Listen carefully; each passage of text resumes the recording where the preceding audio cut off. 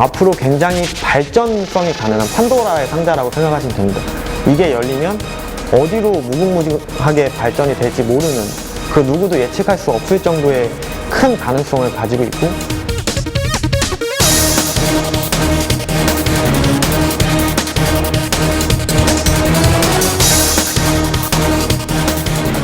이전에는 뭔가를 만들어낼 때 요구되는 숙련도의 수준이 굉장히 높았습니다. 그런데 이제는 컴퓨터만 다룰 줄 알고 CAD만 사용할 줄 알면 내 옆에 하나 붙어있는 이 3D 프린터가 그걸 자동으로 찍어줍니다.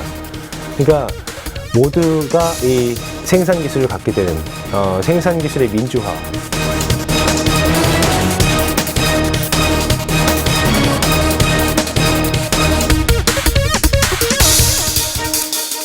제3의 산업혁명은 누구나 생산이 가능한 시대거든요. 프린터가 그 수준이 되는 순간에는 이 세상이 한꺼번에 바뀔 수 있다는 거죠.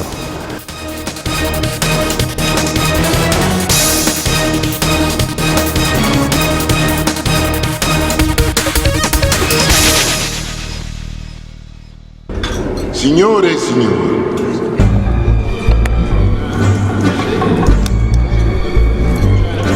영화에 등장한 한 여인이 파티장에서 한 인물을 몰래 촬영한다.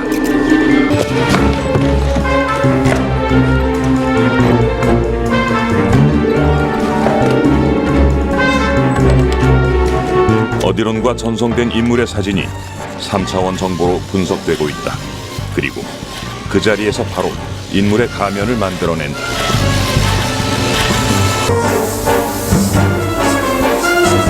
영화에서나 볼 줄 알았던 상상 속 기계가 현실이 되어 나타났다. 바로 3D 프린터다.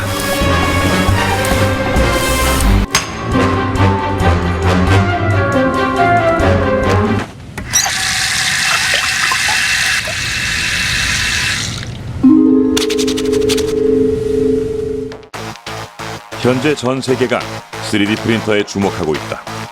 3D 프린터 기술은 이미 30년 가까이 된 기술이지만 최근 들어 저가형 3D 프린터 제작 방식에 대한 특허 기간이 만료되면서 3D 프린터 기술이 급속도로 대중화될 계기가 마련된 것이다. 이제 판도라의 상자는 열렸다. 제조업은 물론 일상생활에도 큰 변화를 몰고 올 것으로 예상되는 3D 프린터. 이 조그만 상자에 전 세계 수많은 사람들이 열을 올리고 있다. 세계 최초로 3D 프린터를 발명한 사람은 미국의 발명가 찰스 훌이다. 그는 1984년 3D 시스템사를 설립하고 1986년 액체 플라스틱을 층층이 쌓아 올리는 방식으로 딱딱한 물체를 출력하는 기술로 특허를 받았다.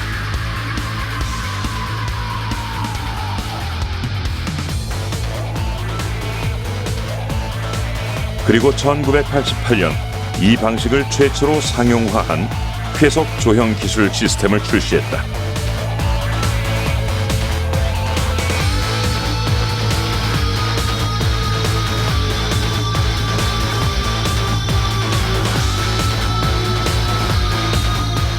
대부분의 새로운 기술이 그렇듯 초창기 3D 프린터를 사용하는 사람들은 막대한 자본을 보유한 이들이었다. 산업용 3D 프린터는 최소 1, 2억 원을 호가하고 있었기 때문이다.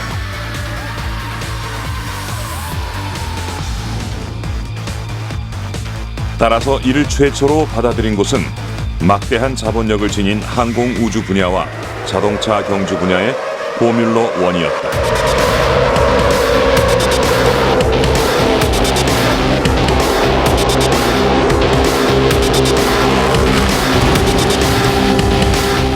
포뮬러 1 팀의 부품을 납품한 알파폼사는 3D 프린터 기술을 가장 빠르게 도입한 회사 중 하나다. 3D 프린터 기술은 계속해서 변화하는 경주용 자동차의 설계를 도울 뿐 아니라 최종 설계를 위한 모형 자동차를 만드는 데에도 적용되었다.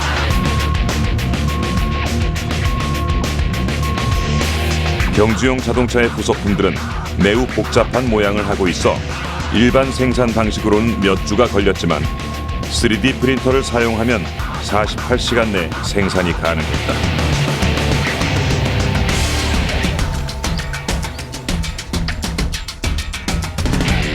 (3D) 프린터는 어떤 원리에 의해 입체감 있는 물체를 만들어내는 것일까?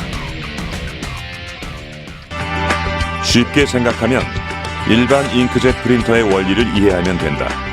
디지털화된 파일이 프린터기에 전송되면 잉크젯 프린터에서 잉크를 종이 표면에 분사하여 2D 이미지의 활자나 그림을 출력하는 원리와 마찬가지이다. 2D 프린터는 앞뒤를 나타내는 X축과 좌우를 나타내는 Y축으로만 운동하지만 3D 프린터는 여기에 높이 또는 깊이를 나타내는 Z축을 생성하여 종이가 아닌 공간의 사물을 출력하게 되는 것이다. 3D 프린터는 입체 형태를 만드는 방식에 따라 아주 얇은 막을 한 층씩 쌓아 올리는 적층형과 커다란 덩어리를 둥근 날로 깎아 물건을 출력하는 절삭형으로 나뉜다. 절삭형 방식은 적층형 방식보다 완성품이 더 정밀하다는 장점이 있다. 하지만 컵처럼 안쪽이 파인 모양은 제작하기가 어렵고 한 덩어리에서 물건 하나가 나오기 때문에 채색 작업을 따로 해야 한다는 단점을 지녔다. 따라서 모양이 좀 더 복잡하고 알록달록한 물건은 적층형 방식으로만 출력할 수 있다. 적층형은 석고나 나일론 가루 등의 파우더나 플라스틱 액체 또는 플라스틱 실을 종이보다 얇은 레이어층으로 겹겹이 쌓아 입체 형상을 만들어내는 방식이다.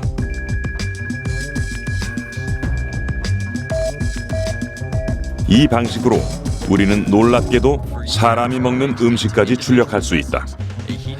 미국 항공우주국 나사는 우주인을 위해 3D 프린터로 만드는 피자를 개발했다. 이와 함께 발 모양을 그대로 본떠 만든 신발과 비행기 부품까지 3D 프린터는 이미 우리가 상상할 수 있는 모든 분야에서 다양하게 활용되고 있다.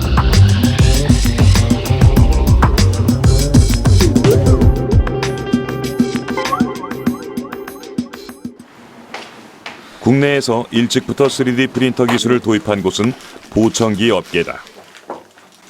3D 스캐너와 3D 프린터를 활용해 사람의 손으로 구현하기 힘든 정밀한 작업도 구현할 수 있어 귀에 꼭 맞는 맞춤형 보청기가 가능해진 것이다. 그러니까 그 사용자 귀 모양대로 본을 뜬 후 3D 프린터를 통해서 만들어진 보청기인데요. 일반 수작업에 비해서 3D 프린터는 사용자의 귀 모양을 그대로 구현해서 제작을 해주기 때문에 불량률이 현저히 줄어들고 사용자의 그 착용감이 되게 굉장히 높습니다.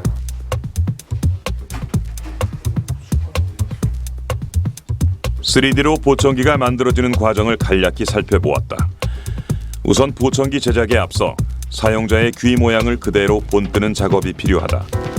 이 과정까지는 수작업과 똑같이 진행된다. 하지만 수작업으로 보청기를 제작했을 때에는 귓본을 뜨는 과정부터 애로사항이 많았다.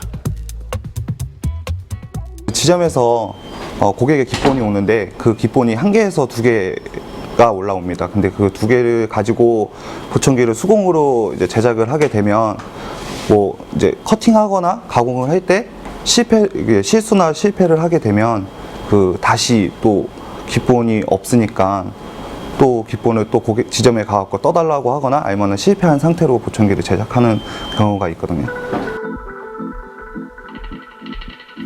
사용자의 귓본이 완성됐다. 이제 이 귓본을 가지고 3D 스캐너를 이용해 3D 프린터로 제작에 필요한 데이터를 만들 것이다. 이 장치가 바로 사용자의 귓본을 3D 모델로 구현해줄 3D 스캐너다. 이 3D 스캐너는 사물을 여러 각도에서 촬영해 스캔한 값을 3D 모델링 프로그램으로 전달해주기 때문에 3D 디자인의 어려움을 해소시켜준다. 전문가들은 향후 몇 년 안에 스캐닝 기능까지 갖춘 3D 프린터가 등장할 것으로 예측하고 있다.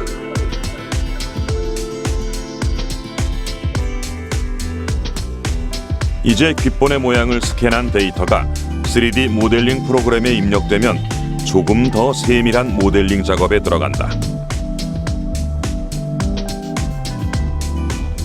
이 과정에서 컴퓨터 계산으로 수치화하는 작업을 통해 사용자의 귓속을 고려하여 개인별 외이도 모양에 맞춘 제품을 디자인할 수 있게 된다.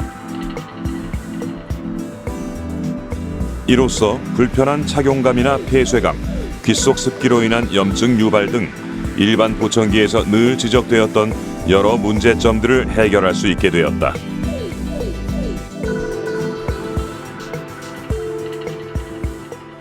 보청기를 만들면서 외관을 만들면서 그 고객의 귀를 보면서 만들기 때문에 그 보청기에 이제 피부에 닿는 부분이 뭐 수치화시킬 수 있습니다. 0.1mm가 고객의 귀에 닿는다. 0.2mm가 고객의 귀에 닿는다.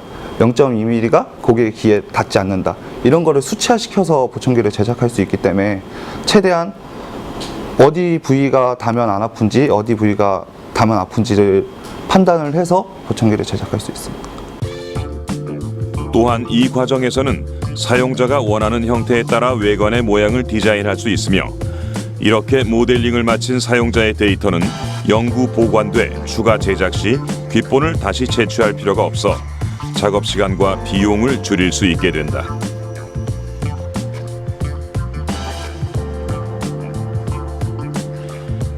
이제 모델링한 데이터를 바탕으로 3D 프린터에서 보청기 외관을 출력해 보았다. 이 과정에서는 보청기 외관을 한 번에 50개까지 출력할 수 있기 때문에 대량 생산이 가능하다는 강점이 있다.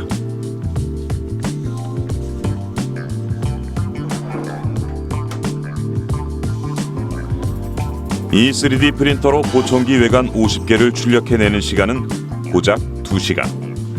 수작업으로는 상상할 수 없는 시간이 절약되었다.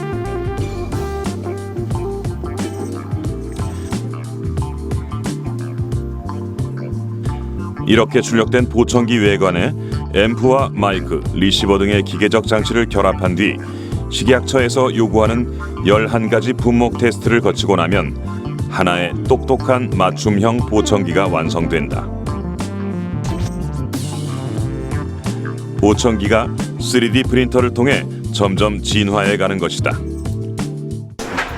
제일 문제예요? 3D 프린터는 다양한 의료 계통에도 적극적으로 도입되고 있는 추세다. 그중 대표적인 사례가 바로 3D 프린터를 이용해 부작용 없는 양악 수술이 가능해졌다는 것이다.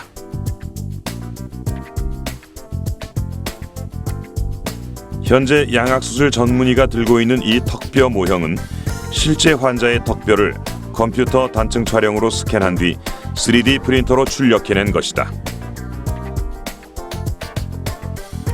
이로써 환자에게 수술 계획에 대한 이해를 자세히 도울 수 있게 되었다. 그렇다면 3D 프린터는 어떻게 부작용 없는 양악 수술을 가능하게 해주는 것일까?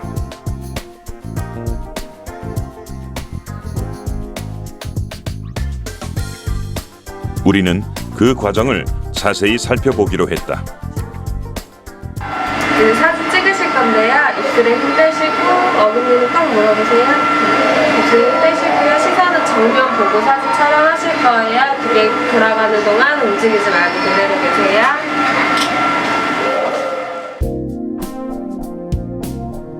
우선 환자의 턱뼈 상태를 스캔하기 위한 3D 컴퓨터 단층 촬영이 진행된다. 그리고 스캔한 자료를 바탕으로 3D 프린팅을 위한 모델링 작업에 들어간다. 공간에 사람의 얼굴을 입체적으로 그대로 딱 얹어 놓는다고 생각해 보면은 우리 모든 얼굴이 좌표가 생기죠. 그 원점, 한 점에 딱 고정을 시켜서 사람 얼굴을 딱 놓고 나서 우리가 그것을 뺑뺑뺑뺑 돌려볼 수가 있죠. 그 다음에 그 상태에서 뼈를 움직이게 되면은 좌표 값이 나옵니다. 각각의 좌표 값이. 그것을 컴퓨터상에서 구현하는 거죠. 이렇게 모델링한 환자의 턱뼈 모형을 이제 3D 프린터로 출력해낸다. 이때 만들어진 모형은 환자의 실제 턱뼈와 오차 범위가 0.5mm 이내로 근사치의 정확도를 지니고 있다.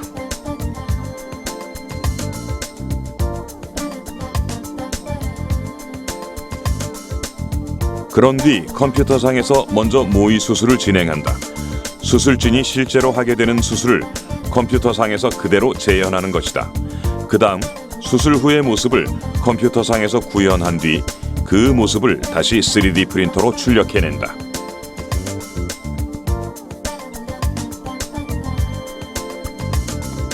즉 수술 전 현 상태의 턱뼈와 모의 수술 후 턱뼈, 이렇게 두 개의 턱뼈 모형을 3D 프린터로 출력해내는 것이다. 수술진은 이렇게 두 개의 턱뼈 모형을 비교해가며 어떻게 수술을 할지 구체적인 계획을 세운다.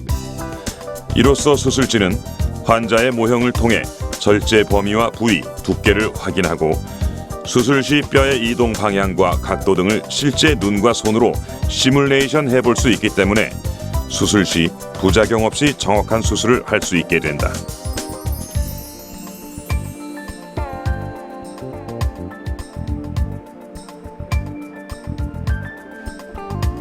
수술에 앞서 수술진은 출력된 턱뼈 모형을 가지고 실제 수술에서 사용하게 될 가이드를 제작한다. 턱뼈 모형 앞에 보이는 투명한 장치가 바로 수술 가이드다.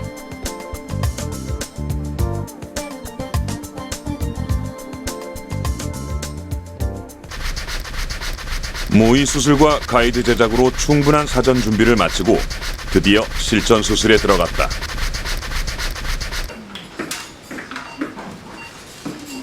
수술진은 사전에 환자의 턱뼈 모양과 두께, 길이뿐 아니라 신경선이 지나가는 위치까지 확인했기 때문에 수술 시 신경 손상의 원인을 차단할 수 있게 되었다.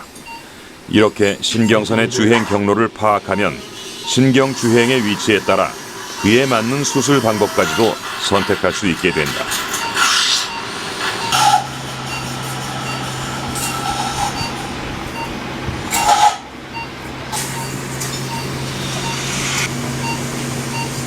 또한 시뮬레이션된 수술 후 환자의 턱뼈 모형에 맞춰 미리 준비한 수술 가이드와 뼈 고정판, 고정나사 덕분에 수술 시간을 대폭 단축할 수 있게 되었다.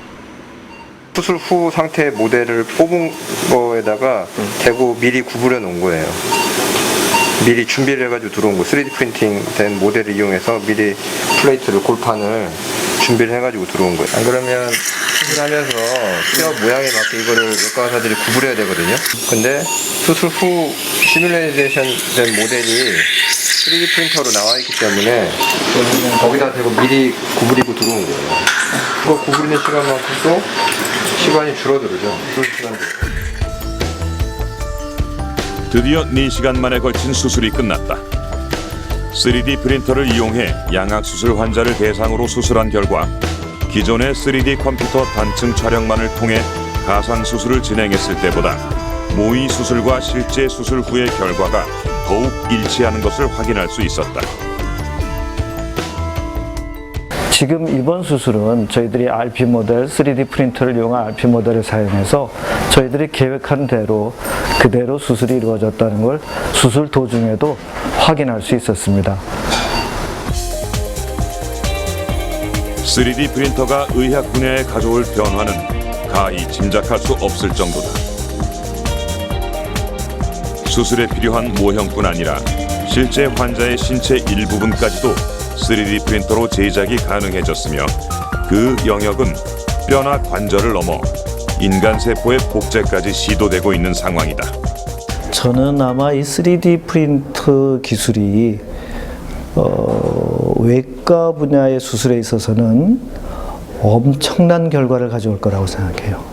외과 의사들 입장에서는 우리가 어려운 부분이 어디고 위험한 부분이 어디에 있고 어디는 어떻게 수술할 수 있다고 하는 내비게이션이 되어주거든요. 그러니까 매핑이 됩니다. 3D 프린터를 이용해서 어디에 모델을 갖다 놓고 어디에 어떻게 수술을 하는 것이 좋겠다라고 하는 그런 외과적 분야에서도 좋지만 또 하나는 저희들이 재건술, 어떤 캐리어로서 좋은 캐리어를 가지고 생체 조직을 만들어내는데 아주 큰 역할을 할 거라고 생각하고 있습니다.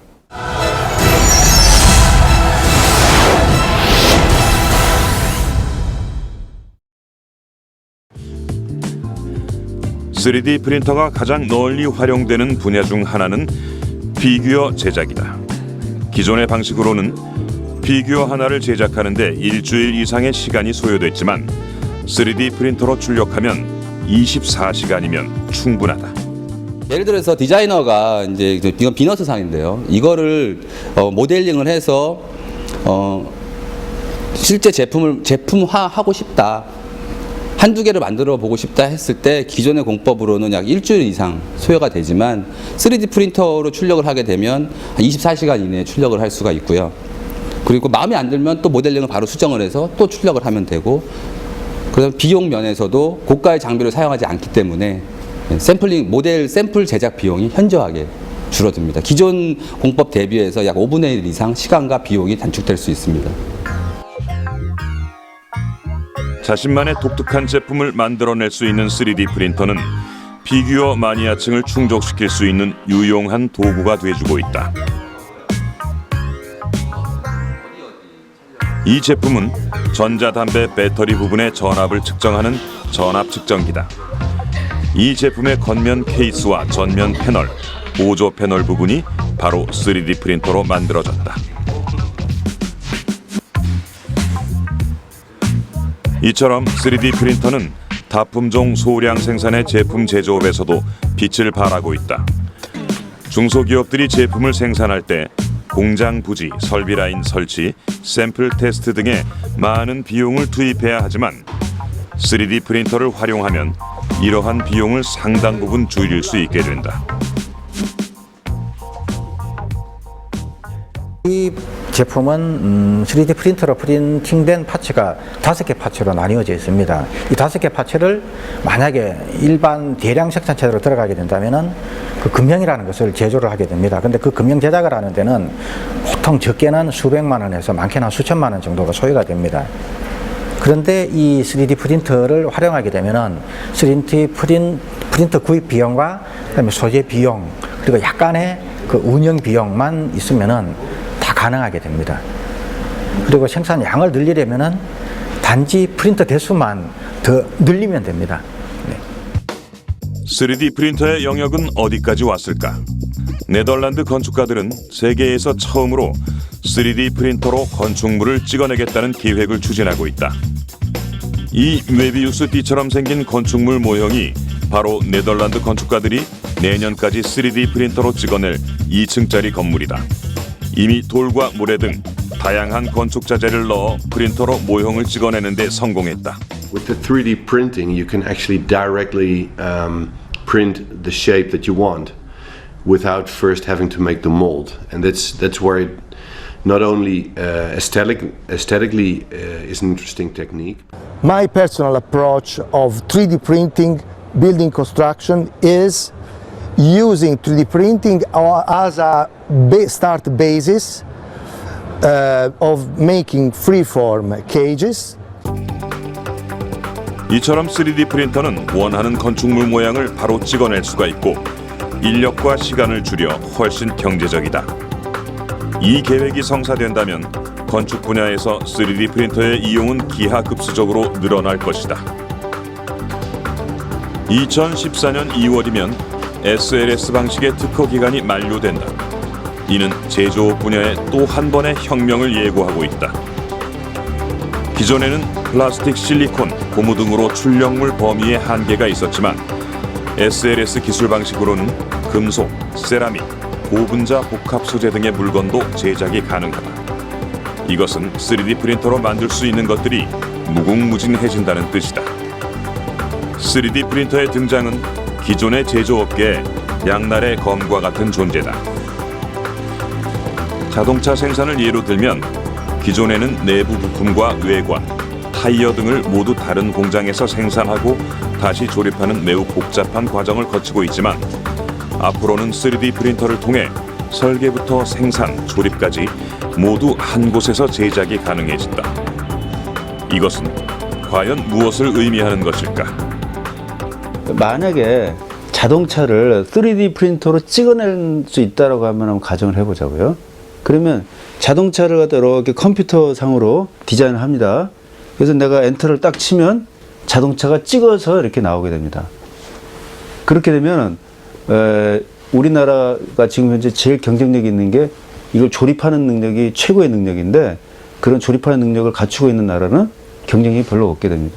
대신에 어떤 나라가 경쟁력이 있느냐 하면 그런 소프트웨어를 잘 만들고 그 관련한 데이터베이스를 잘 갖춘 나라가 경쟁을 갖추게 되고, 이런 나라에서는 자동차를 개발할 때 다양한 자동차를 빠른 속도로 개발을 해서 시장에 내놓을 수 있게 되기 때문에 상대적으로 기존 방식으로 슬로우 그리고 몇 가지 모델을 내놓는 이런 업체에 비해서 경쟁력이 훨씬 높게 됩니다. 이것은 다시 말해 수많은 대량 생산 제조업계가 문을 닫게 되고 수많은 조립 노동자들이 갈 곳이 없게 되는 것을 의미한다. 또한 저임금의 노동력을 앞세워 조립 생산을 하는 중국이나 인도 같은 국가들은 그 장점을 더 이상 내세울 수 없게 되는 것이다. 이러한 변화에 앞서 이제는 발빠른 대처 능력을 준비해야 할 때이다. 3D 프린터 정책이라기보다는 3D 프린터 및 관련 소프트웨어, 관련 하드웨어, 관련 소재 기술을 에 대한 어떤 전략을 세워야 될 때입니다. 이런 전략은 세계적으로 30년에서 한 번 또는 50년에 한 번 또는 100년에 한 번 올 만한 커다란 변화입니다. 하지만 3D 프린터로 인한 제조업계의 위기는 또 다른 곳에선 기회를 의미한다. 기존의 제조업은 생산, 시설, 시장 마케팅 등의 모든 것을 관리할 수 있는 능력을 갖춰야만 성공할 수 있다. 이러한 제약 때문에 제조업은 창업하기가 힘들었다. 하지만 3D 프린터의 등장이 새로운 형태의 제조업을 만들어가고 있다. 누구나 제품에 대한 아이디어만 갖고 있으면 3D 프린터를 통해 1인 제조업자가 될 수 있는 것이다. 제가 12월 12일부터 이제 그 창조경제 박람회에 참가하게 됐는데, 바로 그 전주에 전자회로 구성을 이제 끝나게 됐습니다. 그래서 불과 채 일주일도 안 된 시간 동안 이제 그 전자회로의 케이스를 만들어야 됐었는데, 그 전통적인 이제 그 모국 과정을 거치려면 비용도 비용이지만 사실 시간이 일주일 만에 되지 않았습니다. 그런데 그 3D 프린터를 활용을 하게 되면 그 이틀 내지 3일 정도면 충분히 이제 그 케이스를 만들 수 있다라는 내용을 알게 됐고요. 실제 그 제가 그 3D 프린터를 통해서 이틀 만에 그 이 케이스까지 이제 완료가 됐었습니다. 그래서 그 제가 시간에 늦지 않게 그 전시회 박람회에 그 참여할 수 있었습니다. 3D 프린터가 아니었으면 아마 그 제가 아마 전시회에 시제품을 가지고 참가를 아마 못했을 거라고 생각이 듭니다. 예. 기존의 시제품 제작은 많은 비용과 복잡한 과정 때문에 소자본으로 시작하는 창업가들에게 어려움이 많았다. 하지만 예비 창업가인 김관석 씨는 자신의 아이디어 개발품인 지능형 블록 완구의 시제품 외관을 3D 프린터를 통해 빠른 시간 내에 만들 수 있었다. 또한 3D 프린터에 대해 아무런 정보가 없던 그가 이렇게 시제품을 완성하고 전시회에 참가할 수 있었던 데에는 3D 프린터 시제품 제작소인 펩랩 서울의 도움이 컸다. 세운상가에 위치한 펩랩 서울은 3D 프린터 등의 다양한 장비를 보유함으로써 예비 창업가들에게 시제품을 제작할 수 있도록 장소를 제공하고 3D 모델링과 스캐닝을 통한 설계와 후가공 작업 등을 예비 창업가들에게 체계적으로 교육해주고 있다. 기존의 창업대회나 이런 창업 관련된 사람들 만나다 보면 거의 대부분이 IT 쪽, 특히 애플리케이션 쪽으로 많은 창업을 시도를 하고 있습니다. 그러나 사실 제조업 기반의 창업도 굉장히 중요하고 그런 쪽에 수요도 있기 때문에 저희는 제조업 기반의 창업을 지원하고자 이런 디지털 제작 장비를 보유한 팹랩을 시작하게 된 거고요. 팹랩이란 디지털 장비와 오픈소스, 하드웨어 등을 활용해 누구나 간단하게 시제품을 제작할 수 있도록 환경을 제공하는 곳을 말한다. 다시 말해 예비 창업가나 중소기업가들이 기술적인 아이디어를 실험하고 실제로 구현해 볼 수 있는 공간이 바로 제작 실험실 팹랩이다.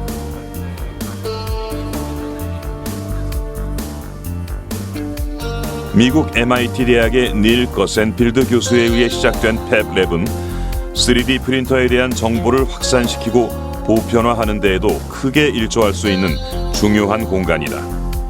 현재 팹랩은 전 세계 36개국에서 127개소가 운영 중에 있다. 한 나라에 몇 개소씩 있을 정도로 팹랩은 활성화되었지만 우리나라는 출발이 다소 늦은 편이다.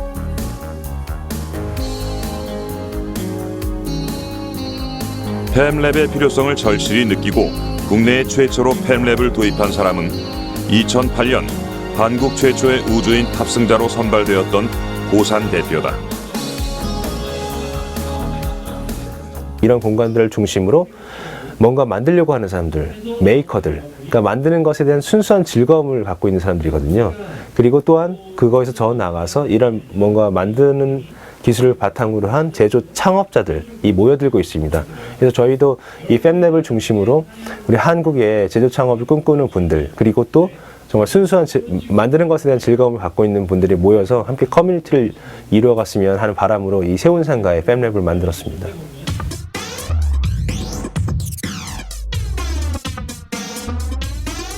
(3D) 프린터 기술을 널리 알리고 보편화시킬 수 있는 또 다른 방법 중 하나는 바로 오픈소스다. 최근에 와서 3D 프린터의 대중화가 가속화된 것은 랩랩이라는 3D 프린터 오픈소스 프로젝트가 있었기 때문이다. 이 프로젝트는 누구라도 3D 프린터를 만들어 이용할 수 있게 하는 것을 목표로 아드리안 보이어라는 영국의 기계공학 교수에 의해 시작됐는데, 랩랩에는 3D 프린터 제작에 필요한 도식과 정보가 모두 오픈소스로 공개되어 있다.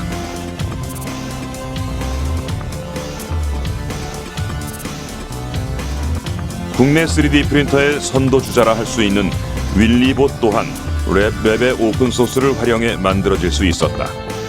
윌리봇 창시자 주승환 대표는 랩랩의 오픈소스인 3D 프린터 제작 기술에 자신만의 독자적인 아이디어를 첨가해 윌리봇을 만들어냈다.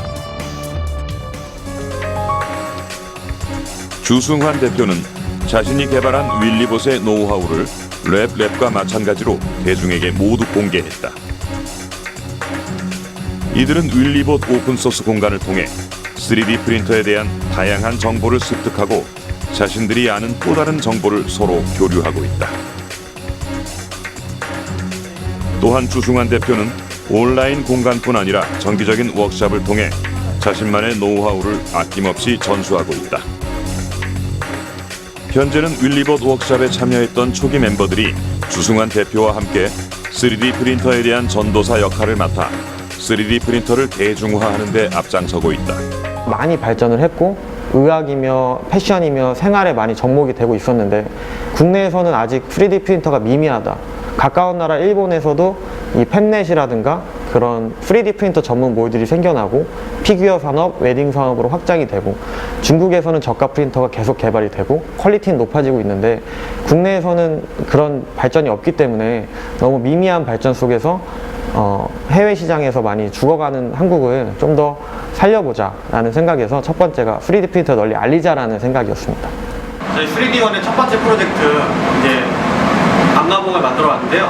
요거에 대한 아이디어들을 이제 간략하게 서로 얘기해주고 온라인 오픈소스 공간에서와 마찬가지로 워크숍에 참가한 이들은 자신만의 아이디어와 정보를 참여자들과 서로 공유한다. 정보는 나눌수록 힘을 얻는다. 오픈소스 문화는 처음엔 작은 관심이나 취미생활로 시작하는 경우가 많지만 참여자들이 늘어나고 양질의 피드백이 오고 갈수록 그 파급 효과는 점차 커져간다. 3D 프린터를 사람들이 이제 돈을 벌기 위한 수단으로만 생각을 하는데 저희는 이제 그런 것에서 벗어나서 3D 프린터를 이용해서 사람들한테 좀 더 좋은 영향을 이제 널리 전파를 해보려고 참여했습니다. 그 스터디 모임이 그런 3D 프린터를 대중화하는 데 앞장서는 그런 모임의 성격을 가지고 있어서 이런 부분에 있어서 저도 이제 여기서 많이 그런 것들 받았거든요. 그래서 어떤 것들이냐면 그 3D 프린터를 대중화해서 그런 것들에 좀 이바지하자, 이런 것들에 대한 꿈도 좀 생긴 것 같아요. 예. 이곳은 윌리봇 워크샵 초기 참여자들이 의기투합해 설립한 3D 프린터 제조사다. 윌리봇의 창시자 주승환 대표가 기술 고문으로 이곳 제조사의 설립에 참여했다. 그리고 이곳의 관계자들은 그들이 오픈소스를 통해 얻은 정보를 주승환 대표와 마찬가지로 다시 대중에게 되돌려주고 있다. 기계를 만드는 기술, 모델링, 출력 방법까지 그들이 습득하고 연구한 3D 프린터의 모든 노하우를 오픈소스로 공개하는 것이다. 또한 이들은 오픈소스를 활용해 자신들의 기술을 외부로부터 검증받고 피드백을 통해 점차 기술을 발전시켜가고 있다.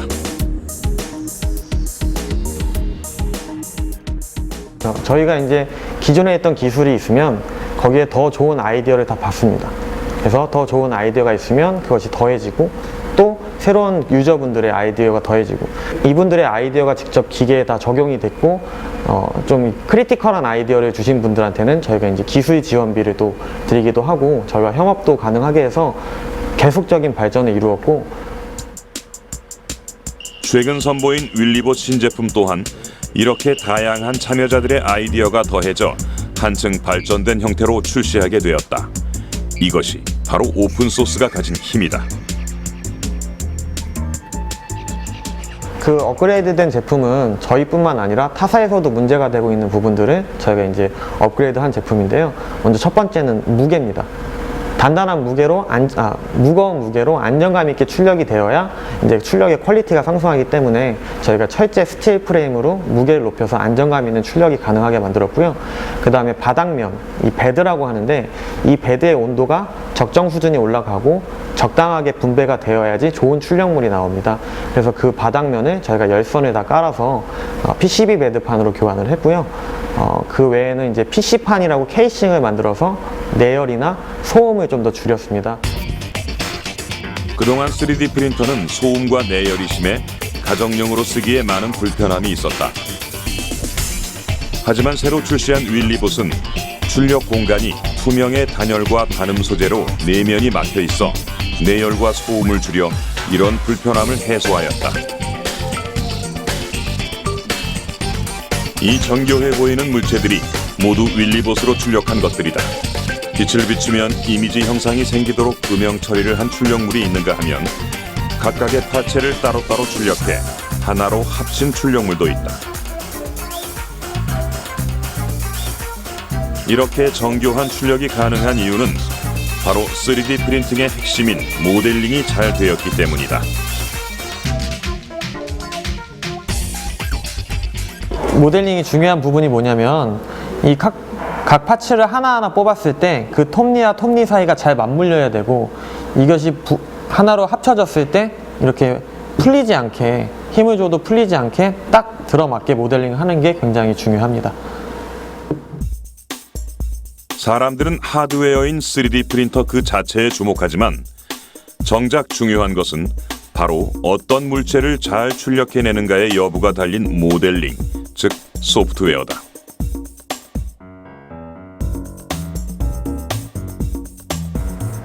그렇다면 3D 프린팅의 핵심이라 할 수 있는 모델링이란 과연 무엇일까? 이 제품은 저희가 빠르게 출력하기 곰 발바닥 모양의 물체를 3D 프린터로 출력하는 과정을 통해 모델링을 간략히 살펴보았다.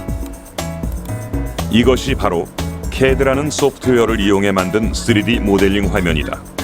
CAD는 일종의 수학 공식처럼 기하학 공식을 활용하여 물체가 디자인될 수 있도록 도와준다. 모델링 과정이 끝나면 이것을 STL 확장자로 저장한 뒤 슬라이스 작업을 해준다. 슬라이스 프로그램에서는 3차원 모델링의 외벽 두께나 높이, 속도 등을 조절할 수가 있다. 따라서 용도에 맞는 세팅 값을 슬라이스 프로그램에서 정해주면 된다. 이제 소프트웨어를 통해 저장된 세팅값을 3D 프린트에 전송해주면 저장된 값에 따라 디자인된 물체가 기계를 통해 출력되는 것이다. 어떤 물체를 출력해 내느냐는 바로 소프트웨어인 모델링에 달려있다. 하지만 소프트웨어가 어렵다고 해서 겁먹을 필요는 없다. 무료 소프트웨어 프로그램과 무료 교육 동영상이 차고 넘치기 때문이다. 이마저도 어렵다면 위탁업체를 이용하면 된다. 이처럼 사람을 살리고 이롭게 하는데 엄청난 역할을 할 것으로 기대되는 3D 프린터는 안타깝게도 사람에게 해를 입히는 도구로도 사용될 우려가 있다.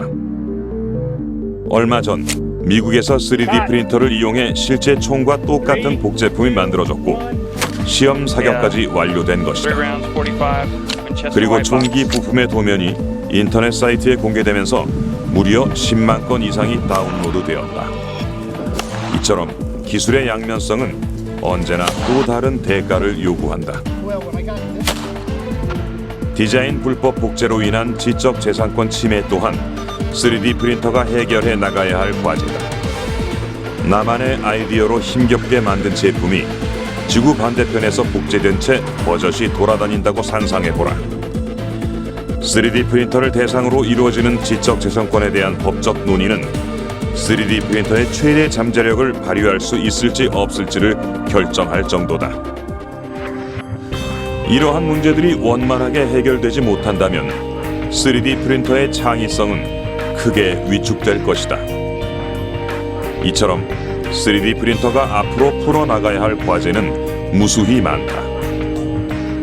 전 세계 수많은 관련자들이 이러한 문제를 해결하고자 고심하고 있다. 기술의 양면성에도 불구하고 3D 프린터는 세상을 또 한 번 변화시킬 제3의 산업혁명을 불러올 것이기 때문이다. 우리나라는 창업을 강조하는 국가임에도 불구하고 현재 3D 프린팅 또 그 관련 기술 부분과 관련한 연결이 아직까지 논의되고 있지 않습니다. 그래서 3D 프린팅 기술 관련 부분과 관련 정책과 창업 정책이 융합되는 이런 접근이 필요합니다. 3D 프린터가 견인하고 있는 엄청난 새로운 산업군들이 그 뒤에 굉장히 많이 따라오고 있거든요. 이런 것들을 놓치지 말아야 됩니다. 그래서 그 맨 앞에 서 있는 척구병 같은 게 어떻게 보면 3D 프린터니까 이건 반드시 잡아가되 이걸 통해서 그 다음에 창출되는 새로운 산업군들 이런 것들에 대해서 더 깊이 고민하고 오히려 다른 나라보다 더 먼저 지원을 해주고 우리 민간에서도 더 앞서 나가는 그런 창업 이런 것들이 이루어졌으면 좋겠습니다. 어느 날 보면 자동차 공장에 전부 3D 프린터만 있을 거예요. 그래서 어느 날은 트럭 찍다가 어느 날은 그 세단 찍다가 뭐 이런 식으로 되고 자동차 공장도 가보면 아무것도 없어요. 그냥 프린터만 있을 뿐이죠. 세상을 변화시킬 거예요.